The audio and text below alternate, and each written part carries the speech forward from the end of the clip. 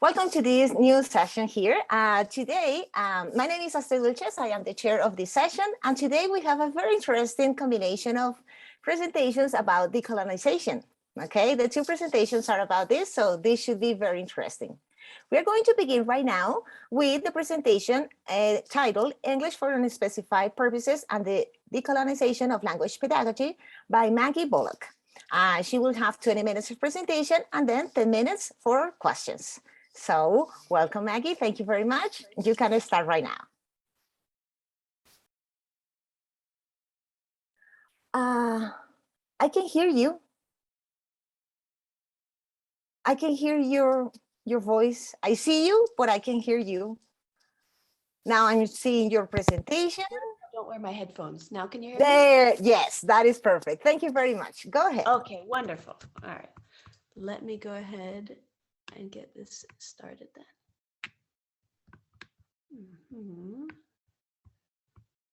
Okay, so as Ingrid said, my presentation is English for Unspecified Purposes. Oh, hang on. Decolonization of language pedagogy. And my name is Maggie Bullock Oliveira. I'm a visiting student at the Humboldt University in Berlin. My presentation is going to go as follows. So first, I'm going to start out with a theoretical grounding. Then I'm going to explain a little bit about the name, why English for Unspecified Purposes.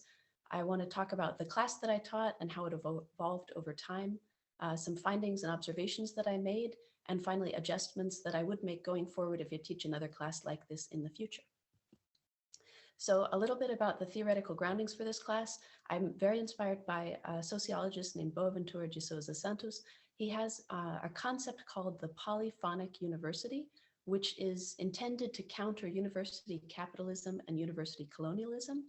And his idea is that because universities are so committed to capitalism, we have to find ways to create counter-hegemonic spaces. And so he has this idea that we need a commitment to conventional and unconventional voices. That's this idea of polyphony, many voices, and also to diploma-oriented, but also very importantly, non-diploma-oriented learning processes. And within this concept, he distinguishes two kinds of polyphonic universities, but the one that I think is most relevant for the class I taught is a pluriversity, because that works within the university system. So you're using existing structures, and the class that I taught was still on campus. It was still using some of the college's resources, but it was for a non-diploma oriented kind of learning. And so that was very inspiring for me. As for the name, I draw inspiration from Alistair Pennycook, and a good quotation from him on a work that he did on decolonization of language pedagogy. He said, "If language education can be seen not so much as a functionalist enterprise always in the service of other agendas, specific purposes, but rather as a practice of translingual activism, the traffic of meaning would be far better served." And what he means by a practice of translingual activism in this text is decolonization of public spaces and of language itself. And so I was really inspired by this idea that when you're teaching language for specific purposes, you're always serving other agendas, namely agendas that are driven by market forces. And so I thought, well, as a tongue-in-cheek kind of term, I wanted to say English for unspecified purposes in contrast with both English for specific purposes, but also English for non-specific or general purposes, because that already exists. So I didn't want to just say English for unspecific purposes. That's a concept that's already out there. But with English for unspecified purposes, what was unique about the course I'm teaching is that students chose the class purposes. So I allowed the students to determine what the agenda for the class would be. And importantly, this class, the student body was always shifting. And so because there was so much change, it would have been impossible for me to pin down exactly what the purposes of the class were, because they were constantly in flux, just like the body of students that I was serving. Now, when I talk about this class, in hindsight, it sounds as though I was totally comfortable with the idea, but the reality is that when I was getting started, I was entering totally unknown territory, and it was terrifying to me. My dean came to me and he said, "I want you to teach our free community ESL class." That's what they called it at my college. This, by the way, was a class that I taught in an American community college in the Midwest. And what they said was, we're going to provide the space, we provide the instructors, but there are no fees, there's no set curriculum or syllabus, There are no enrollment procedures, there are no placement tests, there are no formal assessments, and there's no attendance requirement.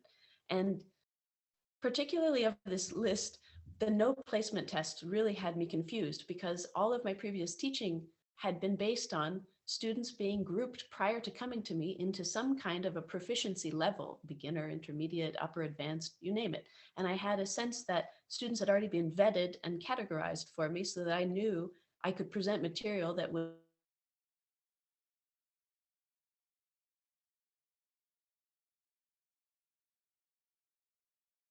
Teacher Maggie, I cannot hear you right now. You, I don't know if everybody can hear. Oh, I can't. Okay, no. now I can. Now I can. Go ahead. Oh, thank you for letting me know. Yeah, maybe it's my internet. I apologize. Let me It's know if okay. you can't hear me again. Sure. Yeah, we can hear you now. Continue, Good. please. Okay, good. So should I back up a little bit? Did you hear this slide? The whole slide, yeah, just the very last thing that you said was gone. Okay. Okay. Okay, well then, so who came to the class? There were different ages, mostly adults, but I even had some children and some much older adults. There were different residency and immigration statuses, different educational backgrounds, and different learning goals. And really importantly, new students joined all the time. There wasn't a specific period in which you could come to the class and then after that date, you weren't allowed to join. New people came all the time. And so no class meeting was exactly the same group of people. There was always a lot of flexibility. And this actually caused a lot of inspiration for me in how to respond to the challenges that I perceived in teaching this multi-level class, the fact that it was always a different group of people. So in my traditional classes, the ones where people were getting college credit, it was much more teacher driven. I set the agenda, I regulated activity durations. Of course, there had to be some kind of policies for deviant behavior. And while as any good teacher, I tried to incorporate some of my students' input, the standardized curriculum and the fact that we were accredited and we had to offer specific kinds of structured classes really constrained what I was able to do. Also, the time was strictly monochronic. And so we met for the time that was scheduled. And once that time was up, students could only, had to get up and leave. They could only stay for the time that was slotted to us. So each meeting was very discrete and it was a contained unit, which in fact says something or communicates something to the class about the nature of language, that it could somehow be boxed up and segmented, packaged a certain way. It gives the idea of a bounded language, which now I have trouble with. Contrast that with my English for unspecified purposes class. There, the students were setting the agenda for what they wanted to work on. So whoever would come that night, I would allow some 15 minutes, and then it grew to about 30 minutes of time where I would let students ask questions about grammar, vocabulary, cultural issues that they had encountered during their week. And I would allow that to be inspiration for what we would talk about for that class. I would bring materials with me ready, but those materials were inspired from previous class discussions. So I was always weaving in things that students had asked about previously and what students who had come that night were interested in discussing. And so they really were driving the content of the class. Of course, I was facilitating some because when you're in the teacher role, there is an expectation still that you'll be a leader, but I was only setting a loose agenda. I regulated activity duration, and I had to provide some minimal classroom management. But importantly, time now was polychronic. So we had multiple events going on at once. I wasn't worried so much about time limits, and lessons and activities might stretch from one meeting into another meeting if they weren't completed in a single day, which is more in line with how language really is. It's not bounded and contained in that way. And over time, the class evolved. So from the time that I took it over, when I had only 3 students, it grew to be as big as 50. And at that point, we realized that it really wasn't sustainable in that format with just one instructor. And so we took a class vote, and I really have to give credit to my institution. I'm talking about decolonization, but still, I was in a very privileged position where I was at a community college that was committed to offering this class as a free service and to providing quality instruction and funneling resources to that class. So when we got to be too large, the class voted. We decided that we would divide into 2 groups. We also voted on the time, and the students let me know that the time would be better if we met twice a week. So we met more frequently, but for shorter periods. And now that there were two levels or two groups, let's say, students chose which group to be in because there were no placement tests. And so I would allow them to go where they felt most comfortable. But still, student questions and the discussion continued to drive what the class content was all about. So I went from feeling like when I took on this class, I was falling off of a cliff and I had no idea how this was going to work. I was really afraid going to the class. I would get really anxious. How am I going to prepare today? Who's going to come? I don't know. Until I had a shift in perspective, because when you fall off a cliff, it's not really that different from what base jumpers are doing, except that a base jumper has decided that they've come to the cliff because they want to go off of the cliff and they're prepared for it, and the unknown is something that's exciting for them. Now, as I reflect back on the class that I taught, there are some important findings that I want to share with you. So probably the biggest finding is that compared to my regular courses, there was such an improvement in participation, which is really ironic because I was teaching in the same settings, the same classroom sometimes, and sometimes I even was using some of the same lesson materials. However, with my regular English classes, I think because the students were in a consumer position, our relationship was limited to being transactional. So there was this quid pro quo relationship between student and teacher. They've given their fees to the college. Now they deserve certain grades. Also, I had to use rules to coerce students to participate. So I had to really dog them about attendance and punctuality. I had to get on people's case when they were on their cell phone or laptop and strictly control that because otherwise they could get distracted. I wasn't allowed to let people to eat because then they might use that as an excuse to keep getting up and going to the garbage can. Class discussion sometimes felt like pulling teeth because people only wanted to say what they needed to get their participation points. And assessments were a way of forcing language practice. It wasn't a pleasant experience in many aspects. However, with English for unspecified purposes, now students were voluntary community members. People were only there because they wanted to be there. And in fact, students would arrive sometimes late. They arrived when they were able because they might be coming from work or coming from far away to attend the class. And they attended when they were able. So again, the same students wouldn't come from one class meeting to the other. They came when it was possible for them. But, and this is really key, even though that could sound chaotic, in fact, there were very few disruptive behaviors, and I allowed students to use cell phones and laptops because they were always in service of what they were trying to learn. Eating was okay. I knew people might be hungry. They might not have had a chance to eat before the class.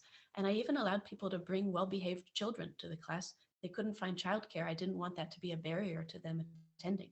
And we had really no problem with it. Often the students, children got really excited and involved in the lesson as well, which was beautiful.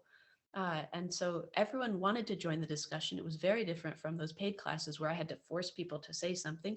And also students were happy to get any kinds of feedback that I could give them for checking their comprehension, for identifying areas for improvement. So there weren't formal assessments, but of course, any of the language activities that would give them feedback, they saw as valuable. It didn't have to be forced. So my big upshots from teaching this class that I want to share with you are that this English for Unspecified Purposes class, I saw a huge boost in learner autonomy. I also saw that the student motivation, but also importantly, my motivation as a teacher were much greater. I really enjoyed teaching that class. I looked forward to it. And I think that's not trivial.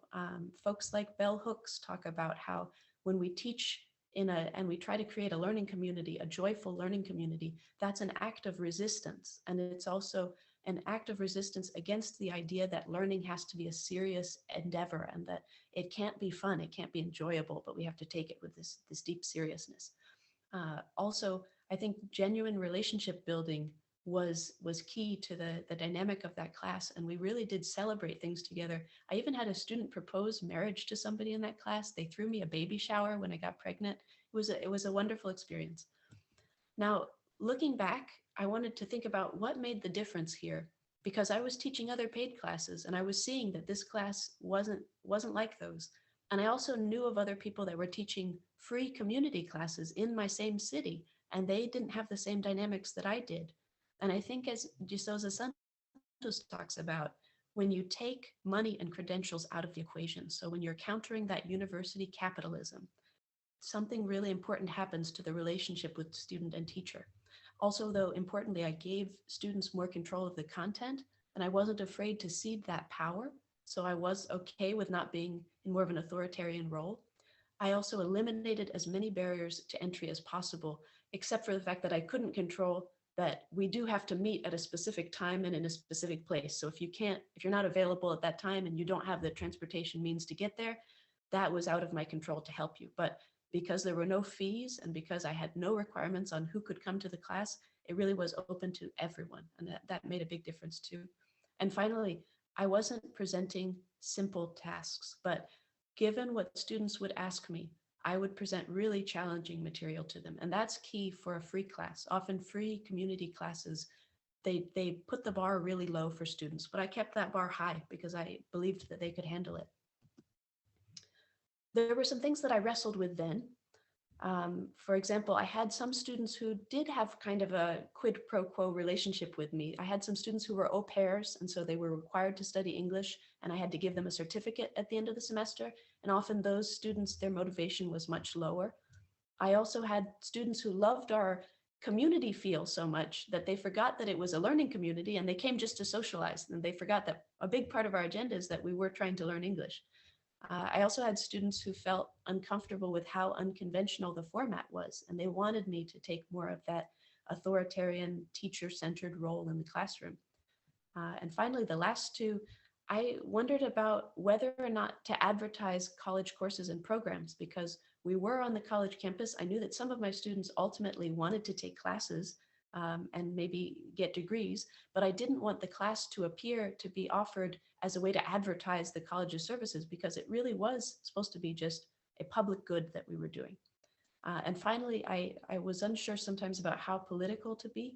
I was teaching this class from 2015 until 2019.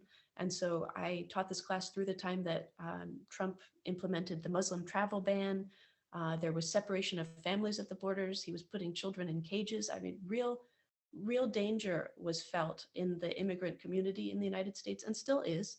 And I ultimately decided that I did need to be more political than I was in my matriculated classes, to share information with my students that I thought was needed for them, for their safety.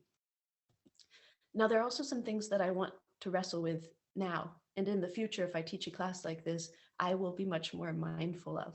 A big one is that I think a lot of my comfort in answering students' questions rested in my identity as a native speaker. And I don't think that's okay. And I don't think that I should have communicated to students that I had all of the answers, or that they could ask me anything and I would probably know the answer because I know all of English. Folks like Jan Blummert talk about how nobody knows all of a language. And so it was silly of me to present myself as the final word on what were the right and wrong ways of speaking, or the right and wrong ways of using certain vocabulary. Related problems that I think I didn't address, I wasn't aware of at the time, is that in that classroom, I presented a very Western view of what language was, and also a very Western understanding of pedagogical practices. And so there was a real primacy of a Western way of knowing. And de Souza Santos talks about the importance of bringing in epistemologies of the South, ways of knowing from the global South. And teaching classes in the future, I want to be much more mindful of these traps of thinking about literacy and language only in ways that are familiar to me. And finally, most importantly, I think, getting now into the decolonizing piece of this presentation, most of the students that I taught were Black, Indigenous, people of color from countries and cultures that had been colonized or oppressed. Many of those countries colonized or oppressed by the United States of America. And so I didn't recognize that piece. I just kind of glossed over it. And I needed to be very much more intentional about talking about that history and how it impacted what we were doing in that classroom. And as I reflect on this, I have some ideas of strategies to tackle some of the privileges and the biases that I brought into my classroom. One of those is that I needed to be more aware of critical whiteness studies so that I could really foster racial justice and anti-racist teaching. And going forward, that's something that I'll recommend as a teacher trainer as well. Secondly, I think there's a real need in teacher training and in my own learning for more applied sociolinguistics so that I can have an explicit teaching to those language students of language ideology, and they can understand that what they understand languages to be might not be how languages really operate, but just a set of ideologies that have been given to them about what constitutes good language, right language, how language works in the world. And so I think by teaching them language ideology, that's a real way to empower them. Also, I think there needs to be explicit teaching of how cultural, linguistic, and racial oppression are interconnected, and the role that they play in language classrooms. So finally, there are some persistent challenges, and I don't think that these can be resolved, but they need to be named. Boaventura de Souza Santos talks about how there's a tension that's created by university capitalism between knowledge that has a market value and knowledge that has no market value. And it's not a resolvable tension. And in the same way, in language teaching, we will always wrestle with the difficulty of needing to teach standard languages, even knowing that standard languages are socially constructed. We need to teach them because that is the language of power, and it allows students access to certain hierarchies. We ourselves use those standard languages in academia in order to publish, in order to communicate in academic conferences like this one here. But at the same time, we have to honor that there are other languaging practices within standard language ecologies and also in between global languages. And so there's this ongoing tension, and we have to make students aware of it, but we can't resolve it. We'll always be teaching both. And to that notion, a final thought that I want to leave you with, also from Alistair Pennycook, he says, a central goal of language education is surely the development of critical and resourceful language users who have good access to a range of linguistic resources, are good at shifting between styles, discourses, registers, and genres, and whose developing language practices aim not just at personal, but also social change. So I want to thank you very much. That's my presentation, and there's my email address for you. And I think we'll use the remaining time for questions. Yes, absolutely. Thank you very much, Teacher Maggie. This was a wonderful and very interesting presentation. I'm sure I have some questions, but I would like to invite the rest of the presenters maybe to ask some questions about this presentation. We have like 8 minutes, maybe 7 for questions. And so if anybody wants to ask a question to Professor Maggie, you can ask using the microphone, or if you prefer, you can also write it in the chat. Mm-hmm. I'm just going to wait because I do have some questions, but I would prefer to wait for somebody else if they have something to say, maybe. Sure thing. I'm going to put my email in the chat because I Yes, stopped please. sharing the screen. Yeah, so if you'd like to get in touch with me, there's my email. Yes, that would be wonderful. So I'm going to start with one question just to give some time for other people to think about it, okay? There were just so many things that I found very interesting. For example, this idea of the students setting their own agenda. You mentioned that there were new students coming every class, and I cannot begin to imagine how difficult that must have been. So you say that it was inspiring, but at the same time challenging. So, and you mentioned also that you felt a little anxious at some point. How did you manage that anxiety of having new students every class? How did you tackle that? And initially it was really hard, but once we kind of got, there would always be in seasons of that class, there would always be kind of a core group, and I could always count on maybe the same, not the same, but some combination of 10 people. Out of that 10 people, maybe 5 of them would be at some class. And so they would set the tone because we had already been together through so much that they kind of already made it feel as though we were a cohesive group. And so even when newcomers would come into the class, because there would be some combination of a core group of people that, and core group I use loosely because they'd be core for maybe a month or two, and then they'd be different again. But wow. I would be able to build enough rapport with some combination of a core group of people that even when newcomers would come, I think they would realize that they were coming into a community. So it never felt like this is a new meeting of complete strangers every night. Yeah. Okay, good point. Excellent, excellent. I have more questions, but now I see that Denise wants has a comment or a question. Please, Denise. Yes. Thank you very much, first of all, Maggie, because it was very inspiring. And I want to tell you, I really share all your ideas, and I try to do the same here in Barcelona with a group of migrants. It was almost the same idea, like all the topics were driven by students, and well, mostly what you described. However, what I found is that language level could also be very difficult to tackle this issue. And at the end by the end, I did some kind of interview with the students to see how they felt, because it was also a project, like a research project. And some of the students said that the language, they were feeling all the time behind, because the students that were really having higher levels of proficiency levels were most of the time participating and giving more input to the class, and they were feeling like, okay, I was all the time behind. And I was not really aware of all that, because for me, people were participating and it was very democratic, but I don't know how you tackle that, or what's your feeling about that? Yeah, how large was the class that you were teaching? Around 15 students. 15, okay.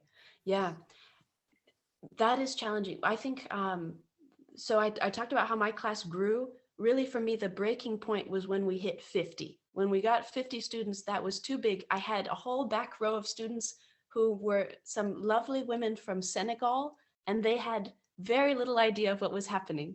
And they would have one or two friends who were kind of being like an informal interpreter for them of what's happening in the class, and they would smile and nod, and they were trying to follow along, but it was clear that they were struggling. And I was so glad that it was at that moment when it seemed I kind of hit a critical mass, and I had a lot of people who were really, really new to the English language, that we were able to break into two loosely defined levels. And so I do think there's absolutely a place for leveling in some way, because if you have people that are complete beginners, they would just feel so lost, it could totally dampen their motivation, right? But when we were able to make that split, I then took on one of my I was the chair of the department, and so I handpicked my favorite instructor to teach the lower level group, and she did phenomenally with them. And she actually built out the group of lower level students, because to that point, I think often lower level students, as you described perfectly, they felt so overwhelmed. I don't think I retained them as well in the class. But once she started teaching a class that was much more aimed at very, very basic, even basic literacy skills, because we had some students that were not as comfortable writing even in their other languages, then we started to be able to retain a larger group of students who were just getting started in English. Yeah, so totally agree. Yeah, there's still some place for levels. However, I would say that even when you have multiple levels, if you can get enough of your students to realize that their role is not bring others in, I was able to get some of those students to kind of buddy up to people that weren't following as well, and to be interpreters for them, or to encourage them to glean as much as they could from what they could understand, even if they weren't following everything. Because we talk about language as though it's this whole thing, this bounded whole thing, but really we only ever get bits and specialized pieces. And so they could still capture bits and specialized pieces even if they weren't following everything. Language learning doesn't have to be seen as something that's totally linear. You move from one level to the next level. Okay, thank you very much. On that note, Denise, please send me your contacts if you're comfortable with it. I'd love to continue this conversation with you. Yeah, that would be great. Yeah, Yes. thank you. We have one more minute for Professor here, Chico, who has also a question, and that will be the last one. But if somebody else wants to contact Professor Maggie, here is her email. Please go ahead. Your question. Yeah, so I say Chico is my nickname. This is my personal. I had to explain this on Monday. No, don't worry, don't worry. It's very funny. It's very funny. Everyone calls me Chico, and it's like something. Yes, my parents call me, my friends. But don't worry, don't worry. Yeah, my question is rather practical. in a, a sort of neoliberal question in a sense, coming from the UK, which is probably outside of the United States, the sort of most neoliberal university system. I just wondered, how does this work in terms of, I'm just thinking in the UK, we couldn't have classes like this because the university will say, who's paying for this? Where are the fees? And if you don't have fees income, you won't have any tuition. So I just wondered where is the space for this? Yeah, so I had a very progressive dean, and he told me, you have carte blanche. I'm going to pay you your regular salary I'm going to treat these hours that you teach this class as part of your teaching load. You're going to get paid the same as credit hours that you teach for matriculated students. And I'm going to set this time aside, and you can teach this class as though it's a class that's on the books. And we had to do some finagling when we would do my calculations for my contract, because it didn't show up in the system. So the secretary would have some troubles to make those credits appear, but they were comfortable doing that. And I was really blown away when they decided that we could expand the class and I could hire even another instructor to teach a class that wasn't on the books. But you're absolutely right. It was unusual. And I will say, after COVID-19, they did cut my class. I also had left the university and moved to Germany, so I wasn't there to advocate for it. But I suspect that because all of our classes went online, they used it as an excuse to pare back. The university was also struggling a lot financially, and so this was one of the first things to go, even though they had these grandiose statements about how this is important community service, and when people would come to the university and do accreditation processes for us, we would always show this, look how wonderful we are. We're providing English classes for free, for nothing. But now when push came to shove, they've cut the class because they needed to save money. So you're absolutely right. Oh, Yeah. reality. Oh. Yeah, that's so sad, actually, and it's a shame that you couldn't continue with that, and that the university couldn't continue with that. Yeah. Thank you very much, Professor Maggie. Thank you, everybody, for your questions. I'm sure that we would love to continue talking about this, but that time is running, and we need to continue with our next presentation by Professor Andreas Musil from University of East Anglia. He is going to present us a very interesting and presentation about the same decolonization. It is named How Can Pragmatic Aspects of Decolonization Be Integrated into an Intercultural Communication Curriculum? So this seems to be very interesting. So please, Professor, you can begin now. Okay, thank you very much. Can you hear me? Yes, we can. Okay, I'm trying to share my screen. I hope it works. Yes, we can see your presentation now. You can see the presentation, wonderful. I'm just trying to go into presentation mode. Does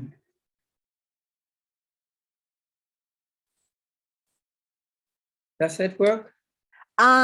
It is on presentation mode, but for some reason I see the screen cut in half. I don't know if anybody else is having this issue. I can only see one part of it. Yeah, it's the same.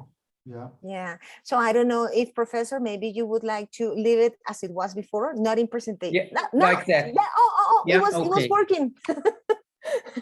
It was working as a presentation. I don't know if you would like to start like this, or if you would like to try again in presentation mode. Maybe I'll do it this way, okay. if this is all right with you. Okay, sure. And rather than trying and spending more time trying. Okay. I would like to talk about also a didactic experience. The structure of my talk is like this. I'll introduce the context a little bit and then narrow it down to the case studies of apologies. This goes on to examples of group presentations which were produced by students as part of the module with a specific regard to post-colonial contexts. And I would like to end on perspectives for future applications and research, which where I also have just some open questions, which hopefully lead to some discussion. So to start on the context, the module is a master's module on conflict and conflict resolution in intercultural communication at the University of East Anglia in Norwich in Britain. It studies intercultural miscommunication and conflict, as well as conflict mitigation and resolution. The material that we look at in the module range from everyday conversation over business and marketing communication to international discourse by political representatives. And we also look at the media commenting. A lot of the material, primary material, is drawn from the media. The theoretical basis for the whole module are intercultural communication theories, the face concept, politeness and impoliteness theories, and pragmatics of apology in particular. And the aim is to highlight intercultural and multilingual dimensions of conflict communication. Narrowing it now down to apologies, they fit very well into the overall module. Again, we look at apologies in different contexts. So at cultural differences in apologies in everyday situations, but also in workplace and business environments. Then in marketing contexts, which is very popular with the students because they can usually look at marketing gone horribly wrong, where a Western company tries to advertise something in China and generates the opposite effect than it intended, and then has to make apologies, of course, to restore the corporate image. And also apologies in international conflicts, often with regard to colonial legacies and associated protests and demands for repatriation and reparation, etc. The apologies, the theories of apologies that we apply are based in the first instance on the face and the face repair concept, going back to Goffman, Brown Levinson, and Scollin, which deals with the well-known positive and negative dimensions of face, but also with ego and addressee face distinctions and group face dimensions, as it were, on top of that, which are usually quite new for the students and take some time for discussion. And the aim is to sensitize the students for the insight that apology is about more than just ego face repair or compensation for impositions on negative face of the addressee. We also try to work out a distinction between routine apologies and emphatic apologies relating to impoliteness acts, and Culpeper theories come into that. And we then also look at specific theories of official or explicit apologies or non-apologies, as the case may be. And what is meant by that? In the first place, when the students start on it, they are very interested in theories like those by Benoit and Orestein and Cohen, which identify specific strategies of apology. Here you have a table from Benoit 97, which gives them a kind of grid and categories to sort apologies into those main categories like denial, evasion of responsibility, reducing offensiveness, corrective action, or mortification.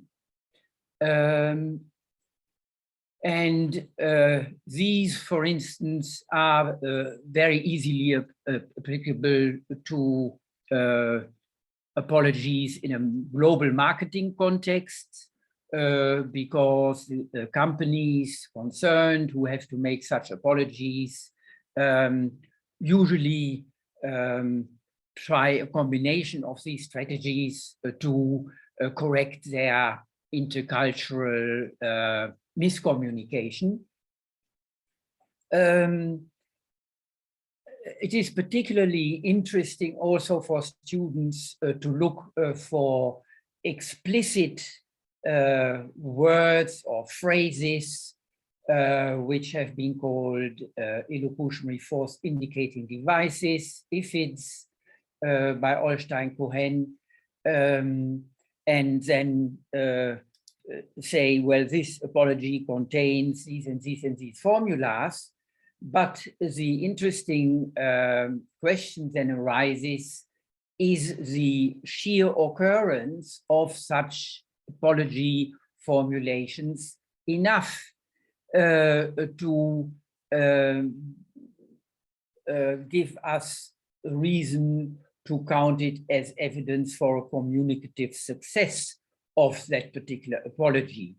And from that, especially with regard also to the research by Zohar Kampf, the concept of non-apology is derived, that looks at quasi-apologetic statements that include those explicit definitions, but still avoid or is perceived as avoiding taking responsibility. And therefore, it's problematic to call it a successful apology.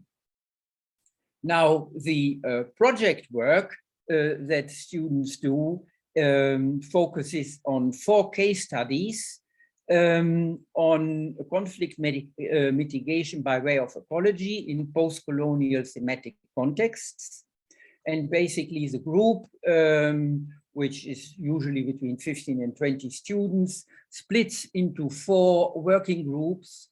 One looking at the former British Home Secretary Amber Rudd's apology about the Windrush Scandal. That is the, probably most of you have heard about it. That's a scandal of people who immigrated into Britain in the 1950s. Windrush is the ship, the first ship on which they arrived, and who have been treated very badly over the last 15, 20 years by being not only suffering racial abuse or so, but actually being deported back to West Indian islands, etc., because they were not considered by the British state as normal residents of Britain.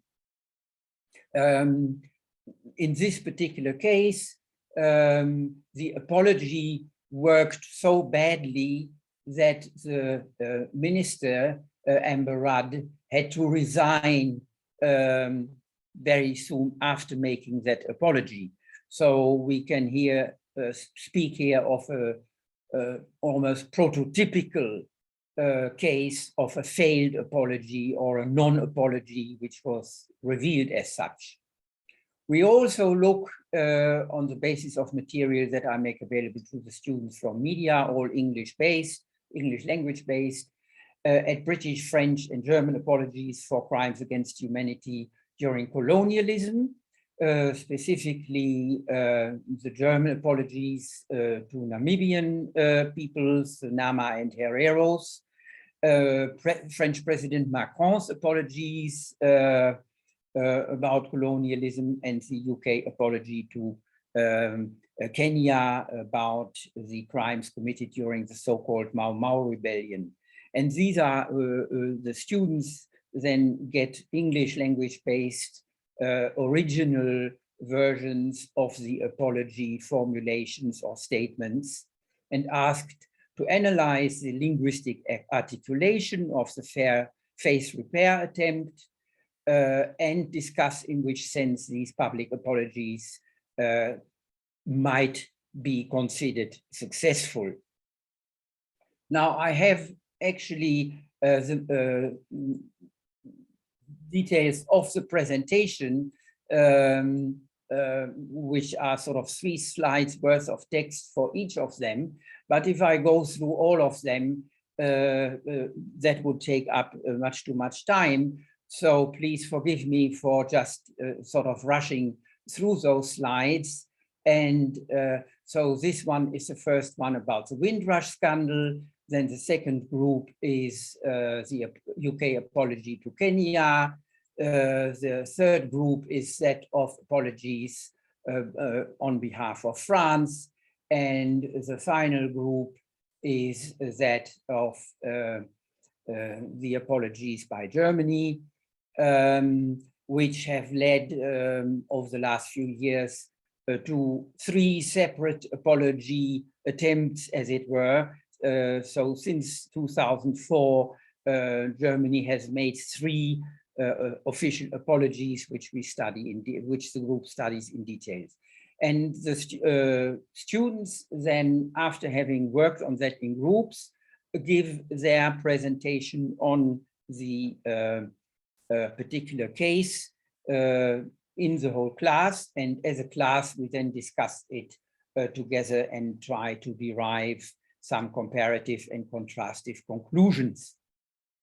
I'm very happy if anyone has detailed questions about any of these to provide those details. These slides are actually directly taken from the students' presentations with their permission to how the students themselves summarize their findings. Now, coming to the concluding part of my presentation to give a kind of summary, in the first place, I can record that there was very enthusiastic commitment and working input by all the case study groups. There was a fair or satisfactory uptake of the theoretical framework, which could still be improved, but there was a very, very strong response to the post-colonial political and ethical context, and that motivated some students to go into almost private extra historical research to unearth what the apology was actually about. And the students very much agreed that the aim of sensitization for apologies in post-colonial context as test cases for intercultural communication was extremely insightful for them. They had known about such apologies, but they found it extremely rewarding to look at the pragmatic linguistic details of how such apologies are actually constructed and what are the indicators of apologies actually being non-apologies. Perspective for future didactic applications seem to quite promising. So in the first place, one can do a comparative study of apologies in post-colonial thematic contexts as part of decolonization processes within the wider field of collective memory cultures, but also as part of intercultural education and decolonization curricula, and drive home the point that this needs inter and multidisciplinary research. The pragmatic linguistic angle that I offered to the students and which they were very happy to engage with is obviously only one such methodological approach and would need it to be complemented by others. And I'll say one more thing about that in a minute. In terms of the educational and outreach dimension, it would seem that, well, in the first place, the group and project work format was almost ideal. The students reported and were seen to be really enthusiastically working together on it. And this might be, for instance, operationalized also for community work contexts and outreach applications. In terms of the research, in the first place, there is a kind of almost obvious socio-pragmatic dimension, namely to study apologies as expressions of asymmetric power relationships in the present day that reflect what has happened in the past.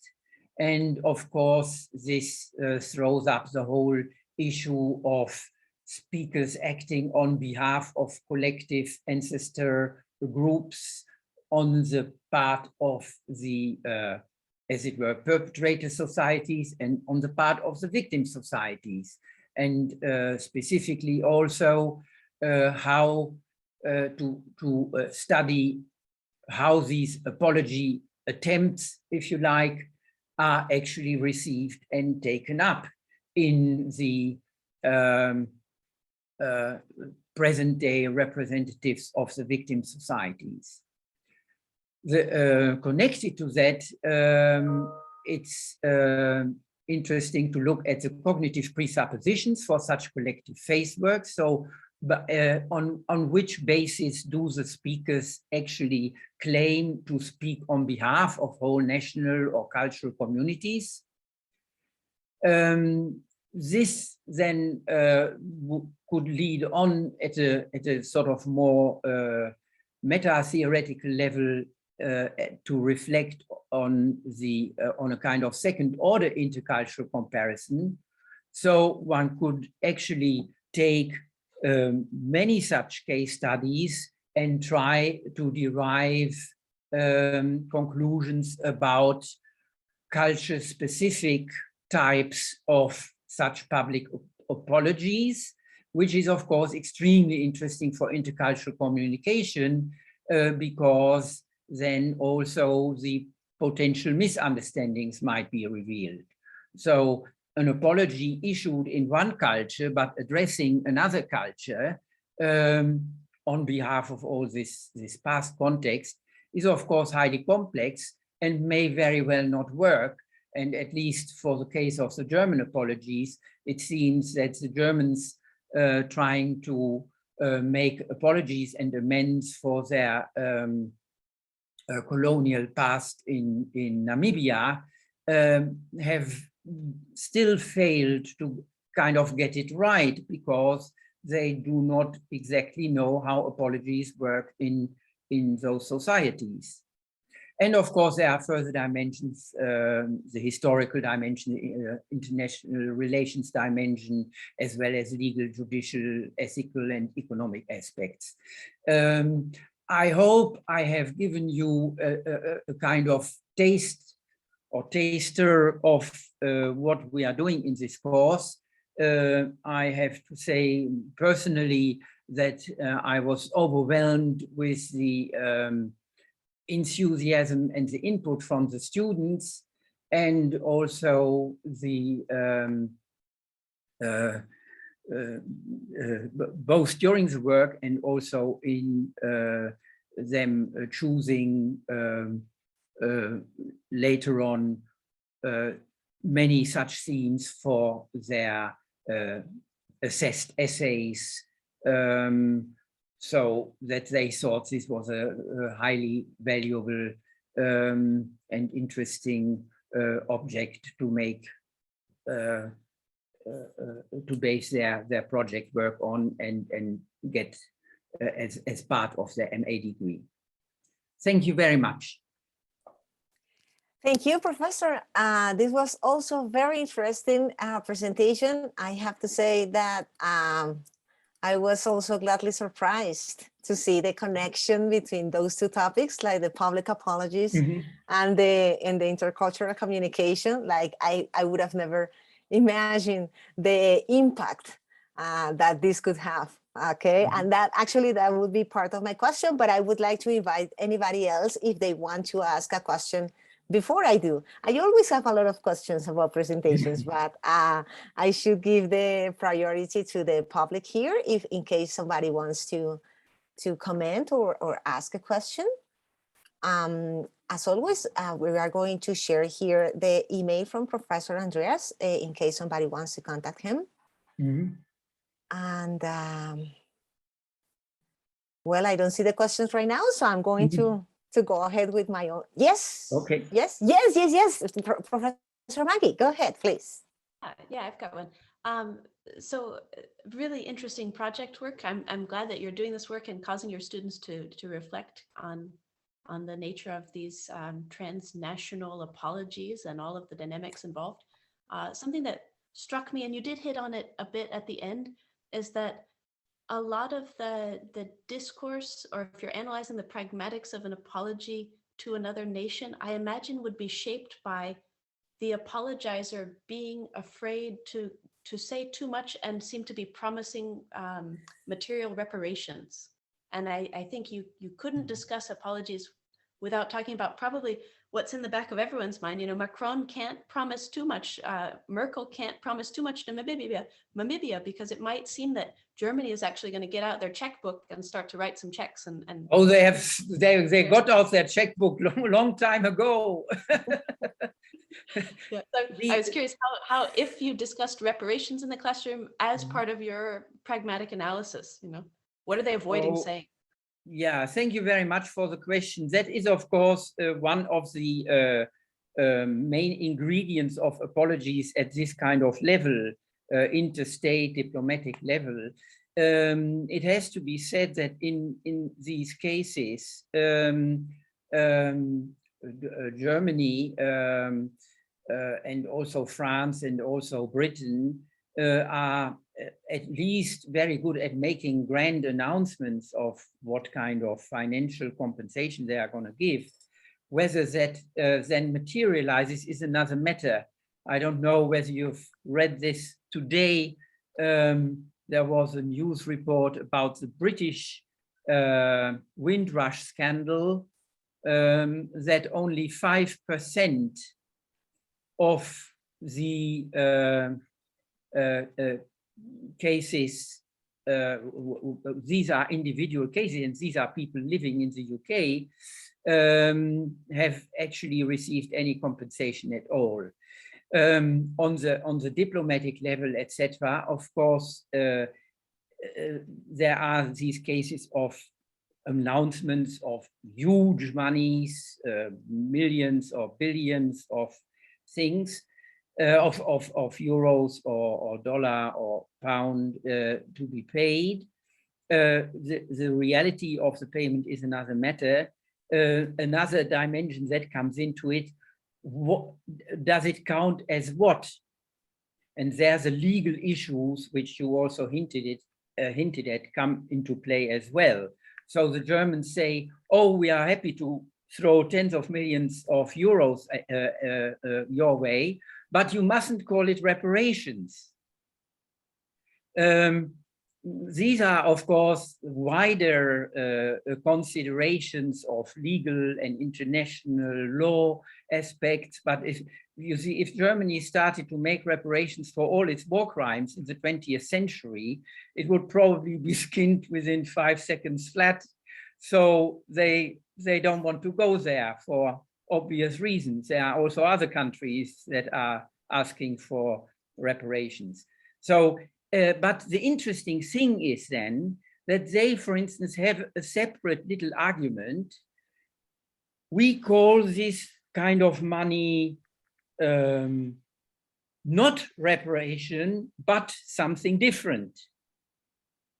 So compensation, in English, it would be compensation or recompensation or help to rebuild communities or something like that.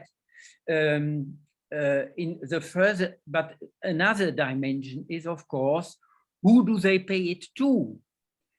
So the Germans, for instance, in their case, say we pay it to the state of Namibia, which is an independent sovereign nation state. However, the respective communities feel not, or parts of them don't feel represented by that state. So at each of these levels, the formulation matters incredibly much. And unraveling that, and also in the context of the particular IFIDs, so who do you apologize to? Do we apologize to Namibia, or do we apologize to the Nama? Do we perhaps have to apologize to a subgroup of the Nama who don't want to be called Nama anymore? All these kind of ramifications of all these horrific colonial tragedies come into play, and they are all part and parcel of the of making an appropriate use of the Speech Act apology. And as I indicated, I can't go into detail, in many such cases, this become, even if it's prima facie accepted, then after a while people say, no, it wasn't enough. And so not only not enough money, but not enough of an apology. Yes. And some of the students also, I have to say, came up with the very interesting argument: for any discourse dealing with colonial pasts, can there be any kind of appropriate apology that would satisfy the representatives of the victims, really? And this is, of course, then, are simply those past crimes so horrific that no apology will ever be sufficient. Yes. So this then almost leads into philosophical discussions I've had with the students as well. And yeah, my experience from the presentations was that we always overshot our 2 hours discussion time. And more.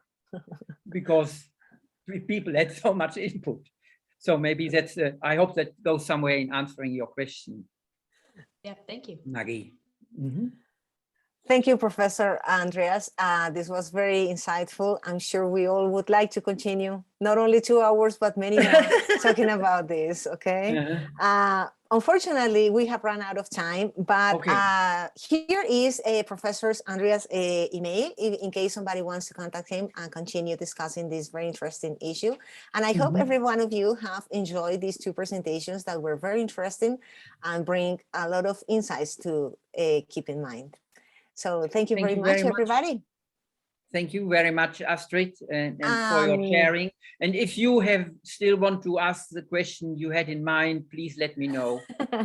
Of course, I will. But before everybody goes, the committee has asked us to take a screenshot of the attendance. So if you would like to turn on your camera for me to take a screenshot, that would be fantastic, in case you want. Just for everybody here, yes, thank you very much, everybody. Thank you for turning on your cameras. I'm going to take a screenshot right now of the attendance. Thank you, everybody. Oh, probably I'm going to have everybody turning on their cameras, which is not always the case, you know, that happens. Okay, but thanks everybody. So if you can look at the camera and smile, thank you very much. Okay, ready. Okay, that was it. That was the screenshot. Thanks everybody. Thank you very much. And yes, that is all. Thank you very much. And remember that right now we will go to the break, a break for lunch here. This is lunchtime in Colombia. So I hope to see you around. Bye-bye.